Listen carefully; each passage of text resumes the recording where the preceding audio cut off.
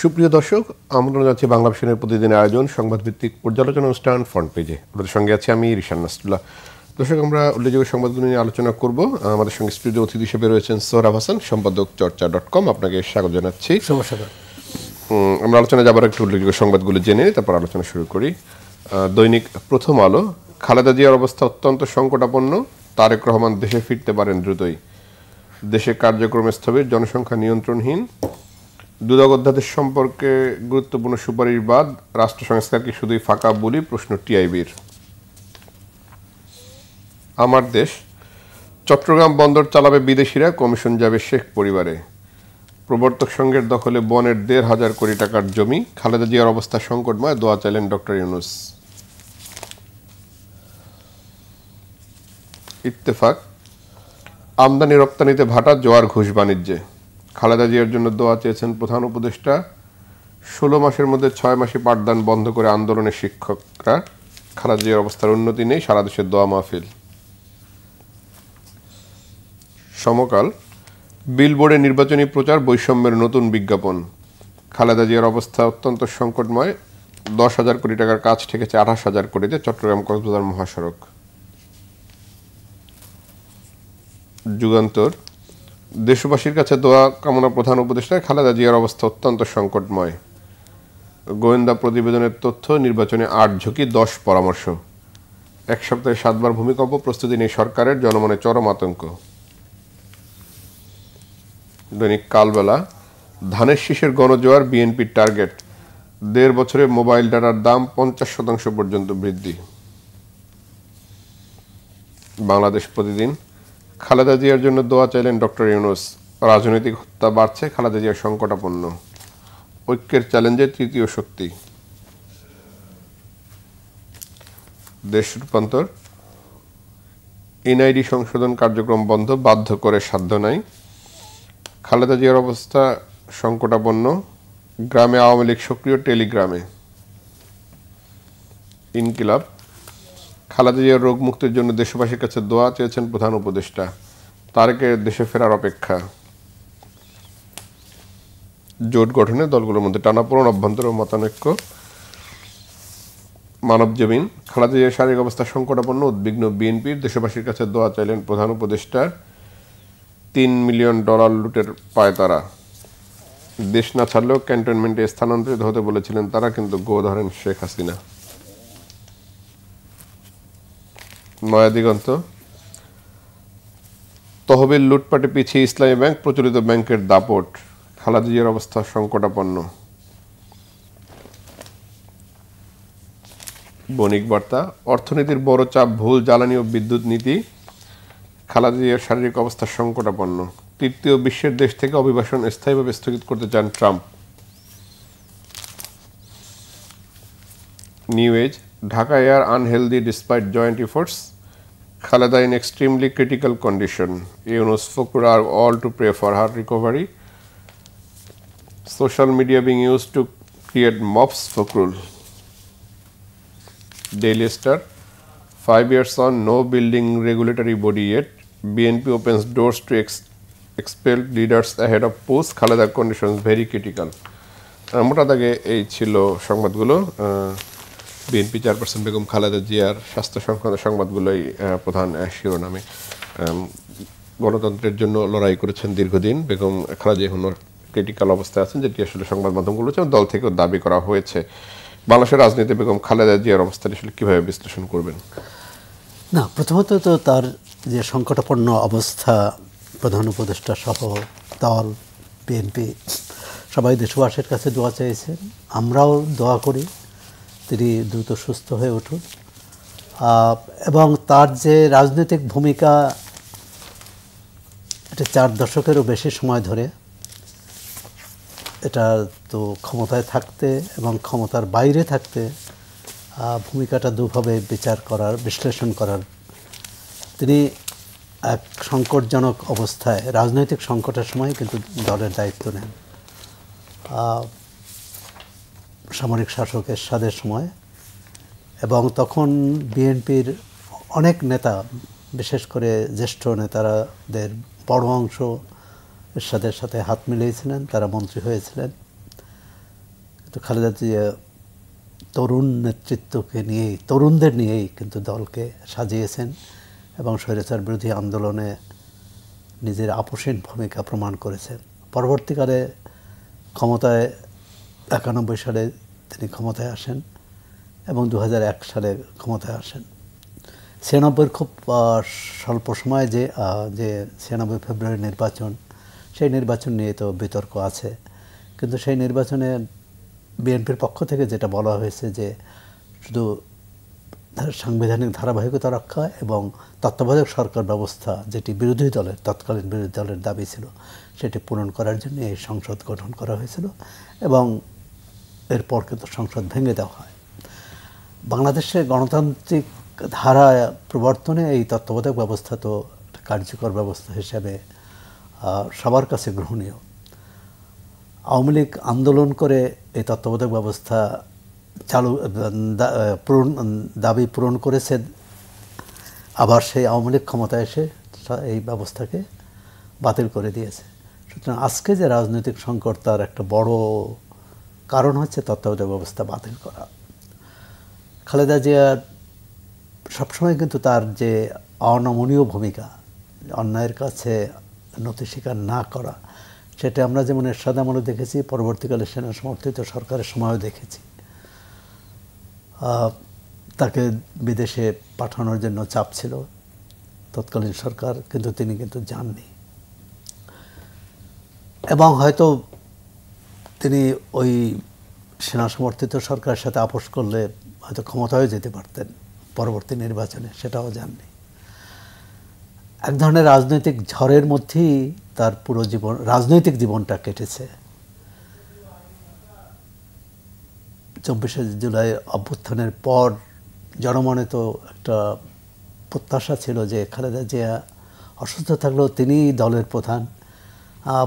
নির্বাচনেও ইতিমধ্যে দল থেকে 3টি আসনে তার নাম ঘোষণা করা হয়েছিল এবং সবাই ধারণা করেছিলেন যে তার নামেই দল এগিয়ে যাবে নির্বাচনী লড়াইয়ে, এবং সেটি আমরা আশা করি তিনি সুস্থ হবেন এবং দল অসুস্থ থাকা অবস্থায়ও দলের যে দায়িত্ব তিনি পালন করতেন, অর্থাৎ তাকে একটা প্রতীক হিসাবে কিন্তু দলের নেতাকর্মী রাখতেন এবং সেই প্রতীক, সেই তার যে অবস্থান, সেটা অনড় থাকবে, এটাই প্রত্যাশা।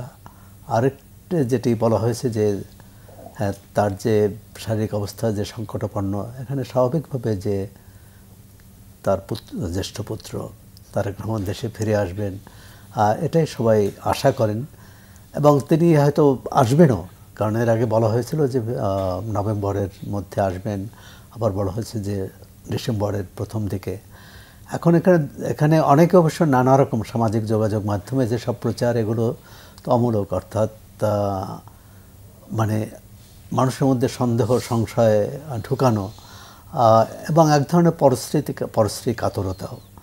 তিনি আসবেন না, তিনি কি মার প্রতি তার কি দরদ কম বা সম্মান শ্রদ্ধা কম, এটা তো ভাবার কারণ নেই। খালেদা জিয়া তো একবার লন্ডনে তার বাসায় থেকেছেন, চিকিৎসার জন্য গিয়েছিলেন। তো এটা নিয়ে আমার মনে হয় যে রাজনৈতিক বিতর্ক হওয়া উচিত না। এটা একেবারেই সন্তান ও মায়ের সম্পর্কটাই ওখানেই রাখা উচিত। রাজনীতির বিষয়টা আলাদা, সেটা বিএনপি নিয়ে অনেকেই বিতর্ক করতে পারে, অনেকে সমালোচনা করতে পারে, সেটা আলাদা। কিন্তু খালেদা জিয়া মা অসুস্থ থাকার অবস্থায় আসছেন না ইচ্ছা করে, এই ধরনের প্রচার নিষ্ঠুর প্রচার মনে হয়। এই প্রচারণার ক্ষেত্রে আমি যদি একটু করি যে বেগম খালেদা জিয়া দীর্ঘদিন তার পরিবারকে ছেড়ে এই দেশে লড়াই করছেন গণতন্ত্রের জন্য। আমরা যদি 2008 সাল পরবর্তী সময়ে দেখি যে একদমই পরিবার ছাড়া একাই লড়াই করে গেছেন রাজনীতিতে। তারেক রহমান যে কারণে দেশের বাইরে রয়েছেন, এখন দেশ এবং মা দুটির মধ্যে এক ধরনের টানাটানি, তাকে গণতন্ত্রেও তাকে নেতৃত্ব দিতে হবে দলকে, দেশ গঠনে, আবার বেগম জিয়াকেও তাকে করতে হবে, সেই জায়গাটা একটা টানাটানি রয়েছে কিনা আর কি। অর্থাৎ এই যে মানে কোনটাকে বড় করে দেখতে হবে, তার জন্য তো দুটি একটি কঠিন সিদ্ধান্তের বিষয়। তারেক রহমানের জন্য আমার মনে হয় কঠিন সিদ্ধান্ত না, কারণ তিনি তো 2018 সালের পর কার্যত তিনি দল পরিচালনা করছেন এবং এর ভবিষ্যতে যদি তার উপর অন্য সরকারের দায়িত্ব আসে, সেটা পালন করতে পারবেন না। এবং দল তো ব্যক্তিকে দিয়ে চলে না, দল একটা হচ্ছে টিমওয়ার্ক, মানে সবাইকে নিয়ে। আর সেটা কতটা তিনি দক্ষতার সাথে করতে পারবেন। হ্যাঁ, একটা আছে যে তিনি এতদিন দেশের বাইরে ছিলেন, দেশে ফিরে এসে কোনো রকম দলের সংকট হয় কি না। বিএনপি আওয়ামী লীগের মতো দলে কিন্তু সাংগঠনিক সমস্যা সবসময়ই থাকে, সেটা কিভাবে উত্তরণ ঘটাতে পারে। এক হচ্ছে যে কর্তৃত্ববাদী আচরণ দিয়ে উত্তরণ ঘটানো, আর একটা হচ্ছে সবাইকে নিয়ে আলাপ আলোচনার মধ্য দিয়ে যোগ্যতা দক্ষতার ভিত্তিতে সংকটের সমাধান। আমার মনে হচ্ছে যে দ্বিতীয়টাই বেছে নেবেন, কারণ কর্তৃত্ববাদী আচরণ বা কর্তৃত্ববাদী সিদ্ধান্ত দিয়ে সবাইকে চাপিয়ে রাখা বা একক নেতৃত্ব গঠন করা, এর মধ্যে কিন্তু একটা দুর্বলতা থাকে। কারণ মানবিক যেমন গুণ এবং তার অনেকগুলো দুর্বলতাও থাকে, আর সেটাকে প্রশ্রয় না দেওয়া। এবং খালেদা জিয়ার মানে তিনি তো কার্যত সাংগঠনিক কার্যক্রম থেকে তিনি দূরেই ছিলেন। তবে তিনি দলের সবাই নেতাকর্মী, এমনকি দলের বাইরের মানুষও তাকে প্রতীক হিসাবে, আন্দোলন সংগ্রামের প্রতীক হিসাবে ধরে নেন, এবং তার প্রতি কিন্তু দলের বাইরের মানুষের শ্রদ্ধা অনেক বেশি, কারণ তিনি দলের বাইরে এই সমীহটা আদায় করতে পেরেছেন। আর সেক্ষেত্রে এটা কোনো সংকট হওয়ার কথা না যে মানে ধরুন মায়ের সংকটময় অবস্থা, দলকে নেতৃত্ব দিতে হবে, আবার সামাজিক যোগাযোগ মাধ্যমে তাকে নিয়ে যে নেতিবাচক প্রচারণ, এটি আসলে তাকে এক ধরনের চ্যালেঞ্জের মুখে ফেলছে। সামাজিক যোগাযোগ মাধ্যমে এটি হচ্ছে, আপনি দেখেন সবটা বিষয়ে, অন্তর্বর্তী সরকার বলেন, সাবেক যারা ক্ষমতায় ছিল তাদের, মানে ন্যায্য সমালোচনা করাটাই হচ্ছে, মানে করলে তাহলে রাজনীতি সুস্থ ধারায় এগিয়ে যাবে। অন্যায্য সমালোচনা, অন্যায্য গালাগাল, এবং সেটা যে পক্ষ থেকে আসুক। এখন এটি নিশ্চয়ই বিএনপির যারা ভালো চান না তারাই এটা করেন। আর ভিত্তিহীন সমালোচনা, গুজব এবং অপপ্রচার, এটি কিন্তু কখনো শেষ বিচারে টেকে না। আর শেষ পর্যন্ত এটি কোনো কী বলে, রাজনীতিতে এর প্রভাব পড়বে না, বিএনপিতেও পড়বে না, তারেক রহমানের রাজনৈতিক জীবনেও পড়বে না আশা করি। তার মূল চ্যালেঞ্জটা হচ্ছে যে খালেদা জিয়ার উপস্থিতিতে যে একটা ভরসা, তার অনুপস্থিতিতে তাকে তো এককভাবে সিদ্ধান্ত নিতে হবে, এককভাবে দলীয় নেতাকর্মীদের সঙ্গে বুঝতে হবে। সুতরাং এটি তিনি এতদিনের বাইরে থাকার বিষয়টাই বলবো যে সেখানকার রাজনৈতিক সংস্কৃতি, রাজনৈতিক পরিচালনা পদ্ধতি সম্পর্কে নিশ্চয়ই ওয়াকিবহাল, এবং সেটা প্রয়োগ করার চেষ্টা করবেন। এবং মানুষ তো অভিজ্ঞতা থেকেই শিক্ষা নেয়, এবং সেখানে আর খুব কঠিন হওয়ার কথা না। এখন এটি নির্ভর করবে দলের নেতাকর্মীদের উপর অনেকখানি। নেতাকর্মীরা যদি দলীয় আদর্শ মেনে চলেন, কোনো অন্যায়কে প্রশ্রয় না দেন বা অন্যায়ের সাথে যুক্ত না হয়ে পড়েন, অধিকাংশ, এখন শতভাগকে যে করতে পারবেন সেটা নয়। এবং ইতিমধ্যে তো বেশ কিছু 7,000-এর মতো নেতাকর্মীর বিরুদ্ধে ব্যবস্থা নেওয়া হয়েছে। এটা কিন্তু খুব কঠিন বিষয় যে দলটি ক্ষমতায় নেই, কিন্তু এই দলটির নেতাকর্মীদের অন্যায়, দলীয় সংঘাত হোক, অথবা দখলবাজি হোক, চাঁদাবাজি হোক, অথবা হানাহানিতে লিপ্ত হোক, অন্তর্দ্বন্দ্ব হোক, এসব অভিযোগে কিন্তু ব্যবস্থা নেওয়া হয়েছে। তা সেটাও দলীয় নেতাকর্মীদের মধ্যেও এই উপলব্ধি আসা উচিত, এবং নতুন নেতৃত্ব সঠিক পথে চলবে কিনা এটা অনেকটাই নির্ভর করে দলীয় নেতাকর্মীদের আচরণের উপর, তাদের মনোভাবের উপর। একটা বিষয় যে বেগম খালেদা জিয়ার যে এই পরিস্থিতি, বর্তমান যে শারীরিক অবস্থা, সেটির জন্য আসলে পতিত আওয়ামী লীগ সরকারকে দায় করা, কারণ তাকে যে মিথ্যা মামলা দেওয়া হয়েছে, তাকে চিকিৎসার সুযোগ দেওয়া হয়নি, এই বিষয়গুলো রয়েছে। আপনার কাছে সেটি মনে হয় কিনা যে বিগত সরকারের কিছু দায় রয়েছে? না, এখন এটা তো দায় তাদের উপর দেবেই, যে যদি তাকে তখন চিকিৎসার জন্য বাইরে পাঠানোর সুযোগ দিত সরকার, তাহলে এই সমালোচনা, এখন যে সমালোচনা হচ্ছে এর থেকে তারা মুক্ত হতে। অন্য যাই হোক, তারা স্বৈরতান্ত্রিকভাবে দেশ চালিয়েছে, অন্যায়ভাবে তার বিরুদ্ধে শাস্তি দিয়েছে, কিন্তু চিকিৎসার যে সুবিধা, যেটাই আমাদের অনেক রাজনৈতিক নেতাই নিয়েছেন, সাবেক রাষ্ট্রপতি নিয়েছেন, আসম আব্দুর রব বা আওয়ামী লীগের অনেক নেতা নিয়েছেন। সেক্ষেত্রে খালেদা জিয়া, যিনি 3 বার প্রধানমন্ত্রী ছিলেন, তখন একটা উদাহরণ ছিল হাজি সেলিম এবং বেগম জিয়া, হাজি সেলিম, এরকম। মানে এটা হচ্ছে আমাদের রাজনীতির যে অসুস্থতা এবং ক্ষমতার যে দৌরত্ব, এটাই প্রমাণ করে যে আইনকে নানাভাবেই দেখা যায়। এখন এটি তো আইনের অপপ্রয়োগ করেছে।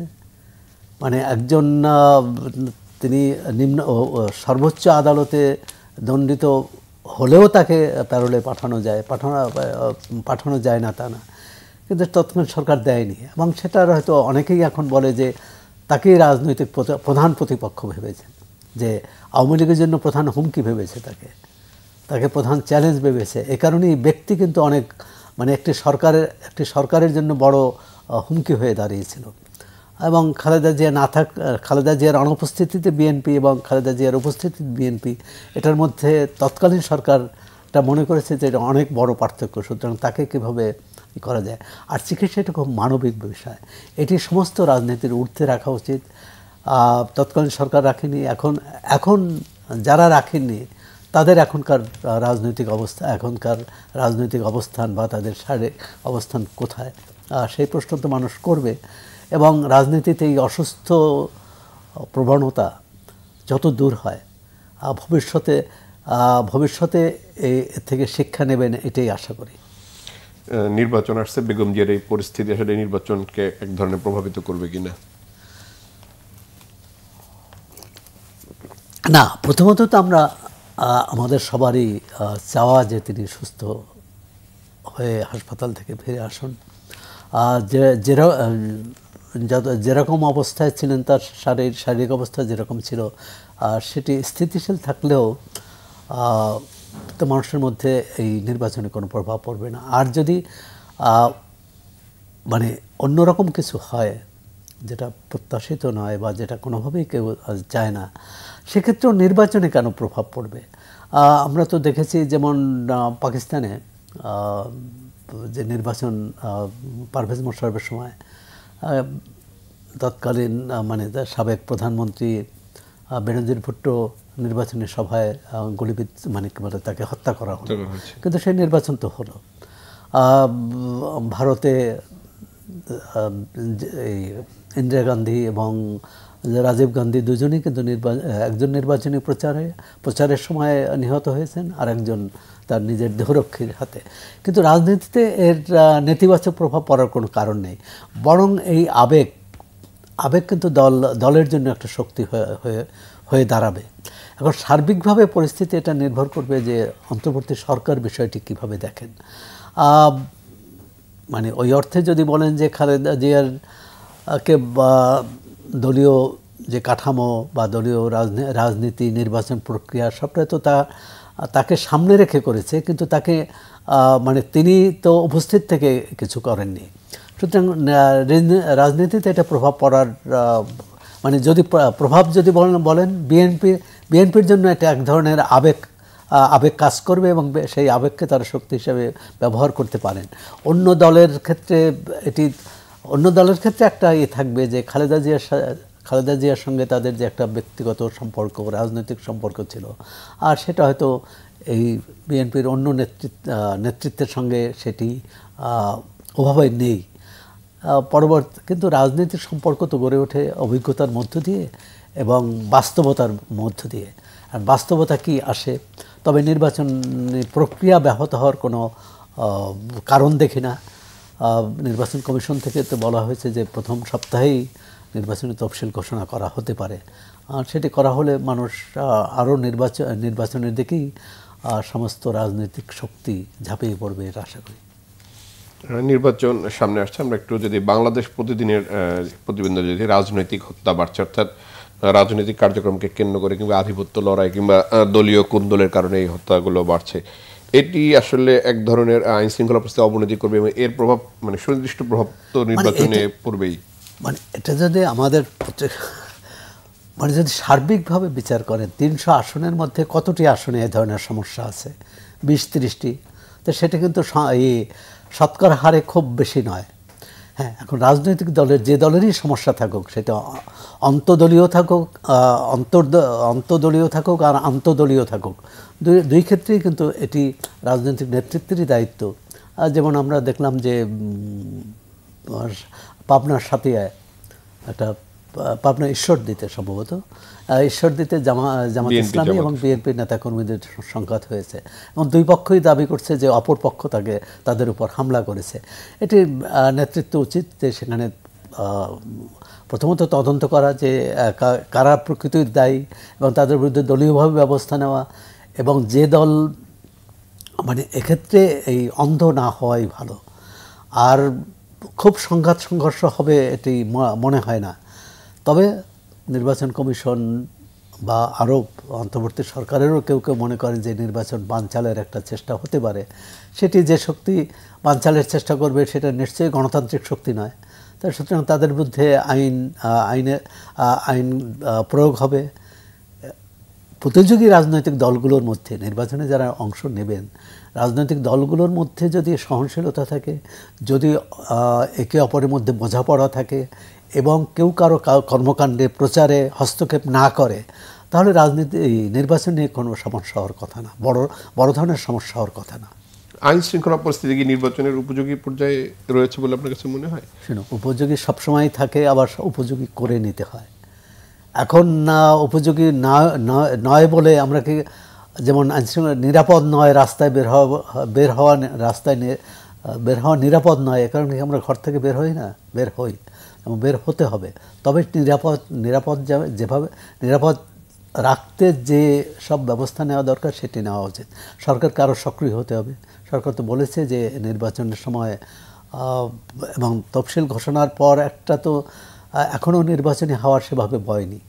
সুতরাং তখন কিন্তু পুরো রাজনৈতিক শক্তি 300 আসনে ছড়িয়ে যাবে এবং সেটা একটা ভালো দিক, যে সেখানে যদি আইনশৃঙ্খলা রক্ষাকারী বাহিনী বা সরকার তারা যদি এটি নিরপেক্ষভাবে দেখতে পারে।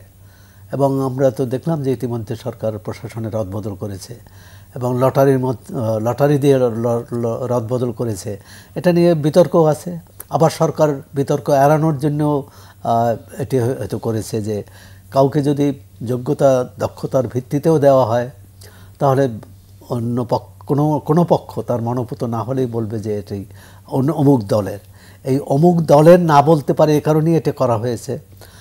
কিন্তু তারপরে যে বলবে না তা নয়, কিন্তু প্রশাসনের কর্মকর্তাদের তাদের কাজ দিয়ে প্রমাণ করতে হবে যে তারা নিরপেক্ষ, তারা কোনো দলের হয়ে কাজ করছেন না, তারা গণতন্ত্রের জন্য কাজ করবেন, নির্বাচনের জন্য কাজ করবেন। বাংলাদেশ যাতে একটি সুস্থ ধারায় এগিয়ে যায়, একটি সুন্দর একটি ভালো নির্বাচন হয়, সেই চেষ্টাই করবেন। ভাই, গণভোটের অধ্যাদেশ জারি হয়েছে, একই দিনে গণভোট এবং জাতীয় নির্বাচনের ভোট অনুষ্ঠিত হবে। এটি সাধারণ মানুষের আসলে বোধগম্য হয়েছে কিনা বা যেই পরিমাণ প্রচারণা চলছে সেটি আসলে যথেষ্ট কিনা? আমাদের 3টি গণভোট হয়েছে, তো এর মধ্যে 2টি হয়েছে সামরিক শাসনের আমলে এবং সেখানে উপস্থিতি যাই হোক দেখানো হয়েছে, একটি দেখানো হয়েছে 77% বেশি, আরেকটি দেখানো হয়েছে 88% বেশি। এখন এই ধরনের এই গণভোটটা এটা না হয়, বরং ধরেন 1991 সালে যে গণভোটটি হয়েছে সেখানে কিন্তু উপস্থিতি ছিল, ভোটার উপস্থিতি 35%। 35%-এর মধ্যে 14% বোধহয় 14% না ভোট দিয়েছে এবং বাকিটা। এখন এটার একটা নৈতিকতার প্রশ্ন, মানে আইনি প্রশ্ন, একটা নৈতিকতার প্রশ্ন। আইনি প্রশ্ন হচ্ছে যে 1 ভোট বেশি পেলেও তো হা জয়যুক্ত হবে। মানে ধরেন 10 জনের মধ্যে 6 জন যদি হা ভোট দেন, 4 জন না ভোট দেন, তাহলে আইনিভাবে 10 জনই জয়ী হবে। কিন্তু গণভোট হচ্ছে একটা কী বলে, বিপুল সংখ্যক মানুষের সমর্থন আছে এটাই, যে সরকার যে কর্মসূচি নিয়েছে, জুলাই সনদ বা অন্যান্য পদক্ষেপ, সাংবিধানিক আদেশ, তত্ত্বাবধায়ক সরকার ব্যবস্থাপনা প্রতিষ্ঠা, সাংবিধানিক প্রতিষ্ঠানগুলো কিভাবে কাজ করবে, সংসদ কিভাবে কাজ করবে, অনেকগুলো বিষয়, একটা গুচ্ছ পরিকল্পনা। এই গুচ্ছ পরিকল্পনার উপর প্রতি জনগণের সমর্থন আছে কিনা। এখানে যত বেশি সমর্থন থাকবে সেটা শক্তি গণতন্ত্রকে শক্তিশালী করবে, কিন্তু একটা ভয় আছে। প্রথমত হচ্ছে যে আপনি যেটা বললেন জটিলতা, 4টি প্রশ্নের একটি উত্তর, এই 4টি প্রশ্নের মধ্যে কিন্তু আবার সবিরোধিতা আছে। এটি একটি 4টি প্রশ্ন কজনে বুঝবে, এবং সেটা অনেকে অবশ্য বলেন যে 19 দফা বা 18 দফাই বা কজনে বুঝতেন। কিন্তু যে বিষয়টা হচ্ছে যে জাতীয় সংসদ নির্বাচন এবং গণভোট একসঙ্গে হওয়ায় প্রতিদ্বন্দ্বী প্রার্থীরা চাইবেন যে তার পক্ষে লোকজন আসুক, এবং সেক্ষেত্রে উপস্থিতি হার বাড়বে। এখন যারা জাতীয় সংসদ নির্বাচনে ভোট দিবেন তারা সবাই গণভোটে অংশ নেবেন কিনা এটা একটি প্রশ্ন। সেখানে প্রতিযোগী রাজনৈতিক দলগুলো কতটা উদ্বুদ্ধ করতে পারবেন। এর মধ্যে দেখলাম যে ডেইলি স্টার একটা খবর এসেছে যে সেটা হলো বিএনপির গণভোট নিয়ে তাদের মাথা ব্যথা নেই, চিন্তা নেই, তারা নার পক্ষেও ক্যাম্পেইন করছেন, হায়ের পক্ষে করছেন, এরকম কোনো পক্ষেই তারা ক্যাম্পেইন করছেন হ্যাঁ করবে না। তাহলে বিএনপির কর্মী সমর্থকরা কি করবে, এটি একটি বিষয়। জামাত ইসলামী বা যারা গণভোটের ব্যাপারে খুব সোচ্চার ছিল যে আগে গণভোট হওয়া, তারা হয়তো চাইবেন, কিন্তু তারা চাইলেই কিন্তু সেটি কি বলে অর্ধেকের বেশি ভোটারদের আনতে পারবে এটা মনে হয় না। সার্বিকভাবে ভোটের পরিবেশের উপর নির্ভর করবে গণভোটের ফলাফল। তবে যারা মনে করেছিলেন যে জাতীয় সংসদ নির্বাচনের আগে গণভোট হলে বেশি ভোটার উপস্থিত থাকতো, আমি তার সঙ্গে একমত নই। এই কারণে এই জাতীয় সংসদ নির্বাচনের জন্য তো প্রার্থীরা ভোটারদের নিয়ে আসবেন, আর এমনি গণভোট আলাদাভাবে হলে কে নিয়ে আসবেন, কে কার জন্য প্রচার চালাবেন। হ্যাঁ, সব রাজনৈতিক দলগুলো একমত হতো যদি, তারা গণভোটের ব্যাপারে যদি উৎসাহী হতো, তাহলে হয়তো উপস্থিতি বাড়তো। আর এই 3 মাসের মধ্যে 2টি নির্বাচন করা সম্ভব নয়। সুতরাং আমরা চাই যে এখানেই নির্বাচন কমিশনের চ্যালেঞ্জ, সরকারের চ্যালেঞ্জ, যে নির্বাচনের পরিবেশটি কেমন থাকে। পরিবেশ ভালো না থাকলে কিন্তু এই গণভোটের ভোটাররা আগ্রহী হবে না। মানে তারা এই ঝামেলায় তারা মনে করবে যে এটা বিড়ম্বনা, এটা একটা যে নিরাপত্তা, তারা কেউ এই ঝুঁকি নেবে না। কিন্তু জাতীয় সংসদ নির্বাচন বা অন্য নির্বাচনে, ইউনিয়ন পরিষদ নির্বাচনেও ঝুঁকি নেয় যে তার পছন্দের প্রার্থীকে জয়ী করার জন্য। তো গণভোটে এই ঝুঁকিটা নেয় না। এর চেয়ে বড় চ্যালেঞ্জ এই প্রথম 2 গণভোটের মতো না হয়, যে এটি কাগজে কলমেই মানে ভোটার দেখানো। প্রথম 2 গণভোট বলবো কেন, আওয়ামী লীগ আমলে যে 3টি নির্বাচন হয়েছে সেখানেও তো ভোটার উপস্থিতি ছিল কত, আর দেখানো হয়েছে কত। সর্বশেষ 2024 সালের যে নির্বাচন, সেখানে সাবেক প্রধান নির্বাচন কমিশনার একবার বললেন 25% বা 28% ভোট পড়েছে। পরবর্তীকালে আমরা দেখলাম এটা 40% হয়ে গেল। এই মানে কাগজে কলমের ভোটটা না হয়, সত্যিকার মানুষ যে সংখ্যায় ভোট দেখ আর সেটাই দেখানো হয় যাতে। আলোচনায় অংশ নেওয়ার জন্য সোহরাব হাসান, আপনাকে অসংখ্য ধন্যবাদ। দর্শক, ফ্রন্ট পেজ থেকে আজকের মতো বিদায় নিচ্ছি। ভালো থাকবেন, সুস্থ থাকবেন, আল্লাহ হাফেজ।